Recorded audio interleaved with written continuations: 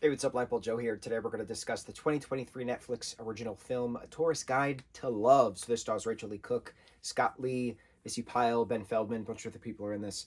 This is the first film, first uh, big blockbuster film to be filmed in Vietnam.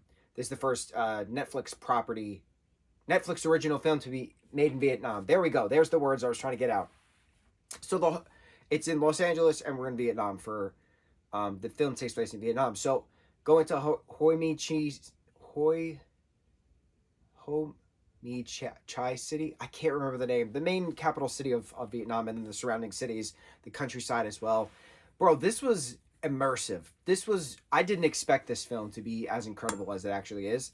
From the cultural appreciation, the cultural experience of this film. Yes, it's a rom-com.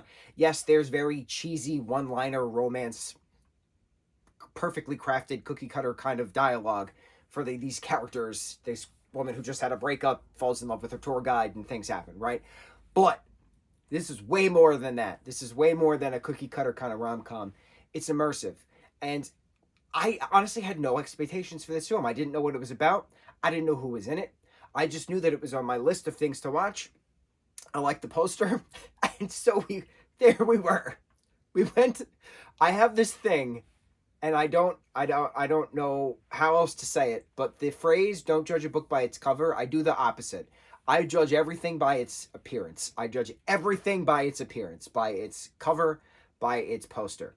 And how I started my journey into reading was because I saw the cover of the first Percy Jackson and the Olympians book, The Lightning Thief, on display in this cardboard cutout display at a Barnes and Nobles. I was with my grandmother. I was with my mother. This was years ago. This was like 2007, 2008. Like the fourth book was just about to come out.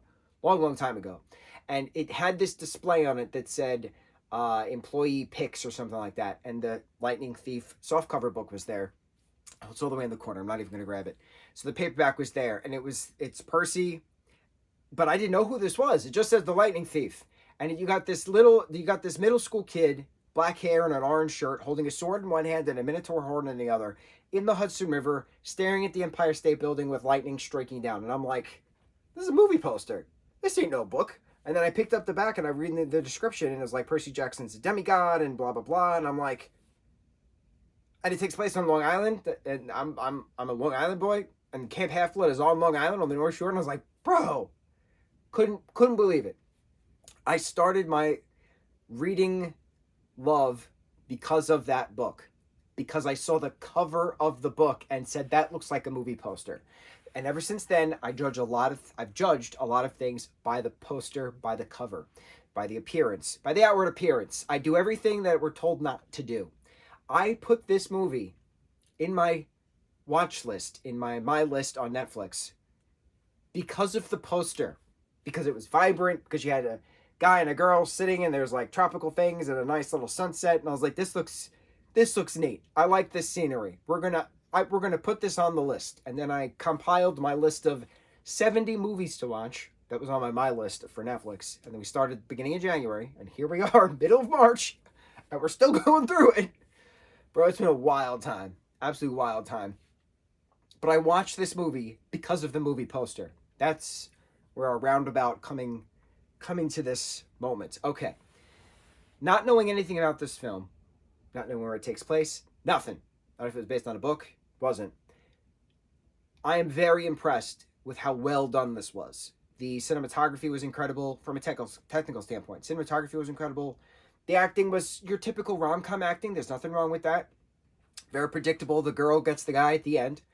But the character development and the real conversations that the two of them have, sharing vulnerability, sharing emotion, character of Sin, played by Scott, and character of Amanda, played by Rachel. Incredibly well done.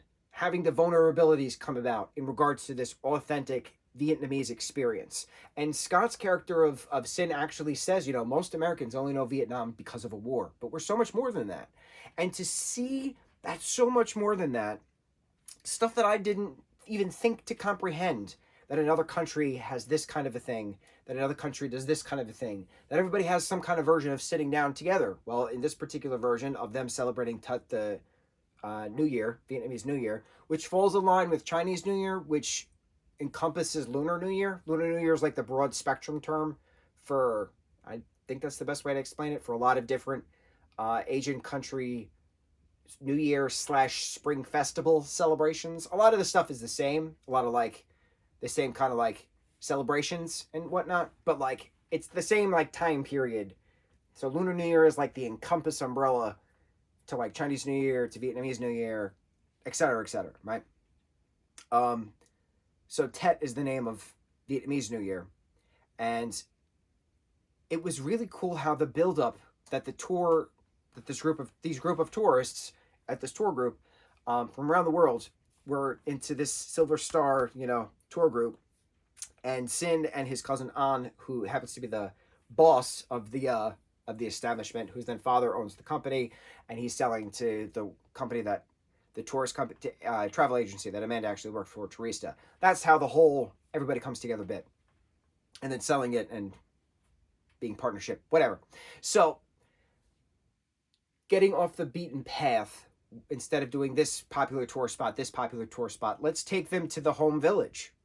We go to the village that the two of them grew up in, that Sin and An grew up in, meet his grandmother, meet their grandmother, spend time with the villagers, prepping for Tut, prepping for the Vietnamese Vietnamese Chinese New Year. Oh my God, I can't even say words today. Vietnamese Tet New Year. Tet is New Year for Vietnam. There we go. Tet, T with a thingy on top for the E, and then a T. T-E-T, T, some kind of tilde, but it's not really a tilde, and then a T on the E, T-E-T, T-E with a thing, T, Tet. So to celebrate Tet, prepping for Tet as a group, working with the villagers, scrubbing the incense pots, sitting together on the floor, on the bamboo mat, celebrating, laughing, drinking, enjoying each other's company, dancing. It was just so immersive. I did not expect to get that pure cultural experience from a random Netflix film that I knew nothing about. I knew nothing about it. It was very well done. It reminded me, and I know I say this a lot, but why I love the Fast and Furious franchise so much is that it brings a lot of cultural experiences. It brings a lot of different cultural appreciation. That Dom knows this guy from this country, and Dom's cousin with this guy from this country, and they all work together on this thing, and like there's the street level, and then there's the spy level, right? Because that's what Fast and Furious says. Street for spy, S to S. And so I love when we go see a Fast and Furious film, because you don't know what country you're going to visit. You have no idea where the gang's going to go to, where the family's going to go to. Family, right? For family. You have no idea where you're going to go. And like, I remember when there was an embargo lifted in Cuba that the U.S. could start filming things in Cuba. And Fast and Furious was the first film, I think it was the seventh film, to film in Cuba since, back in like the 50s or whatever, when that no was implemented for reasons I still don't understand. But watching that Fast and Furious film, seeing the street racing through Cuba and the different actual Cubans, like, playing these characters of themselves, like, it was just so cool, like, to see that, because it wasn't a thing we could see. Watching this reminded me of that feeling, because I've never seen Vietnamese people in Vietnam doing their day-to-day life activities. I thought it was just so neat seeing that cultural experience, watching people be people, not really playing a part. Loved it. Absolutely loved this film. And this brought a lot of Heartstopper vibes to it too, which I find interesting because yes, it's a Netflix property, and yes, that's a Netflix property. But the lo-fi sounds throughout, like the score was just gorgeous, and it was calm and it was relaxing. I just feel very good. I'm not agitated, I'm not angry, I'm not mad about anything. Like, I just feel calm. And the music throughout this hour and a half film was just so calm and welcoming. And the soundtrack, the songs that they played were very much on that same kind of coffee shop vibe that Heartstopper has in regards to their soundtrack. So Netflix to Netflix. I appreciate how you could tell a Netflix film to a Netflix film. I think it's pretty neat now that I can do that upon studying all these things. Blown away. Blown away. I had no expectations, and I'm glad I had no expectations because it took me by surprise. It took me by surprise at how much I'm learning from another culture's experience. And I think that's what's cool. And I think that was the point of this, that anthropological means of exploration. Very neat. Always query. Never be afraid to learn. That was the point of this film. Loved it. On to the next review. Mahalo.